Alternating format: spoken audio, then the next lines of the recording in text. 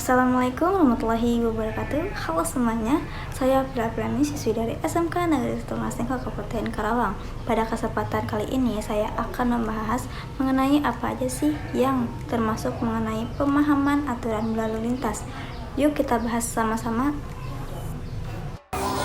Yang pertama, apa pentingnya pemahaman aturan berlalu lintas untuk keselamatan?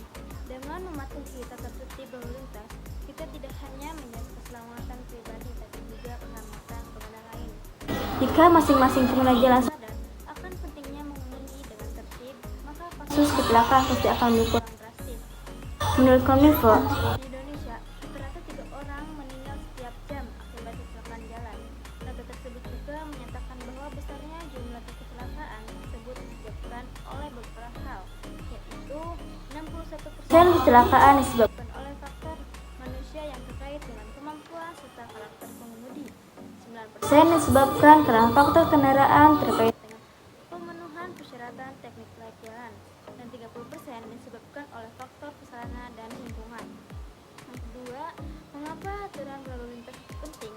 Karena dengan mematuhi himbauan keselamatan jalan dapat melindungi diri sendiri dan orang lain di jalan raya, seperti untuk menjaga keselamatan, ketertiban, dan efisiensi, contohnya menghindari kecelakaan serta menegakkan.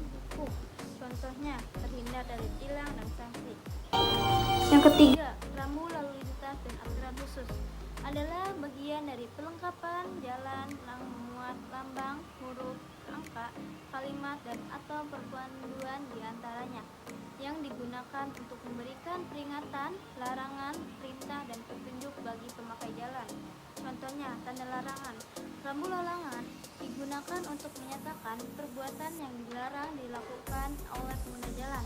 Rambu larangan biasanya merupakan larangan untuk parkir dengan tanda huruf S diberi garis miring.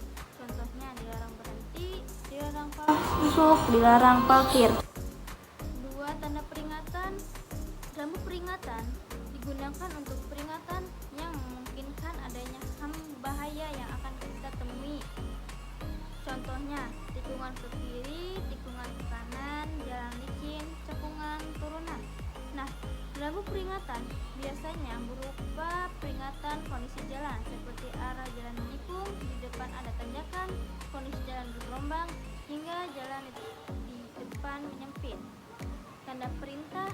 Rambu perintah adalah perbuatan yang harus kita lakukan agar dapat terwujud kelancaran di jalan.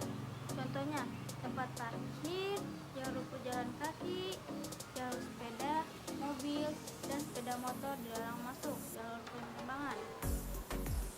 Ada juga perintah Batas minimum batas beban kendaraan yang diperbolehkan, perintah mematuhi arah yang ditunjuk, dan perintah menggunakan jalan lintas khusus. tanda petunjuk. Rambu petunjuk adalah Petunjuk mengenai jurusan jalan, kota, fasilitas, dan lain-lain. Contohnya, ujung pandang, jalan tol, terminal bus. Namun, ada beberapa jenis rambu petunjuk dengan warna berbeda pula.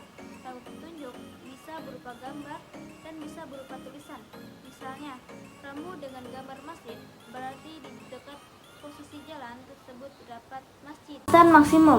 Pengemudi kendaraan bermotor Atau bermobil, jalan dilarang melebihi batas kecepatan maksimum yang diperbolehkan. Contohnya, paling rendah 60 km per jam kondisi arus bebas, paling tinggi 100 km per jam jalanan bebas hambatan, paling tinggi 8 km per jam jalanan antara kota, paling tinggi 50 km per jam kawasan perkotaan, dan terakhir 30 km per jam kawasan pemukiman. Sabuk pengaman. Filter ini mengamankan tubuh pengemudi dan penumpang dengan cara menahan tubuh agar tidak terbentur, ke depan saat mengerem. mendadak atau kecelakaan. Pengguna helm.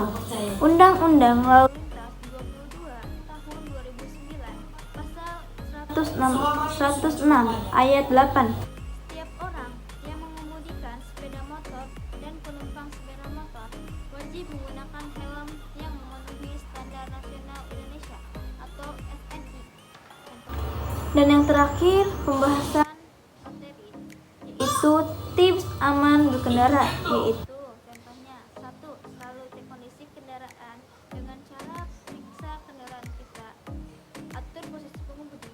2. Patuh. Aturan dengan cara gunakan sabuk, pengaman, atau helm bagi pengendara motor dan mobil. 3. Patuhi aturan lalu lintas. 4. Atur kecepatan berkendara. 5. Konsentrasi dalam mengemudi dengan cara sering usap kaca spion kita. Dan yang terakhir, jaga jarak aman dengan cara gunakan jalur kanan untuk menyalip dan sebagainya.